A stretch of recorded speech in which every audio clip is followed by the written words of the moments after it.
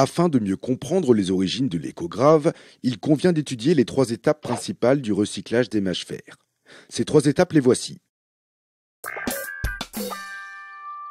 Pour commencer, Iprema réceptionne sur l'installation de maturation et d'élaboration, l'IME de Saint-Thibault-Lagny, la matière brute, issue des déchets d'incinération produits par les usines d'ordures ménagères, appelées mâches-fer. C'est cette IME qui va permettre la fabrication de la grave de mâche-fer, qui va maintenant vous être expliquée. Pour transporter les mâches-fer de cette usine au centre de traitement, Iprema utilise les transports routiers, fluviaux, mais parfois aussi des chevaux de trait. Une fois les mâches-fer réceptionnés, le centre de traitement effectue un contrôle visuel, puis une pesée, afin d'organiser le calibrage de ces nouveaux déchets. D'autre part, véritable gage de qualité, le site de Saint-Thibault-Lagny respecte la réglementation des installations classées pour la protection de l'environnement et sont certifiées ISO 9001.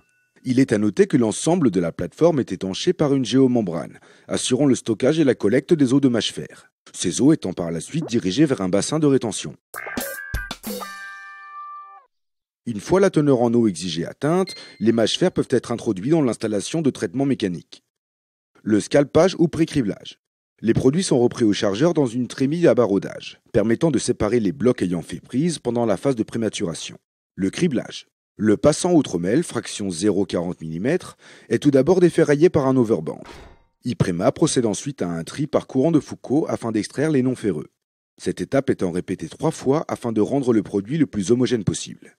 La maturation. Cette phase poursuit l'effet de la prématuration et permet d'achever la stabilisation globale du produit.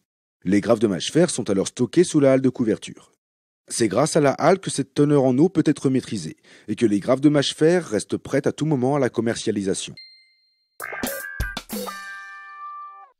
Lors de la commercialisation du produit, celui-ci subit une dernière étape, celle du traitement au liant hydraulique.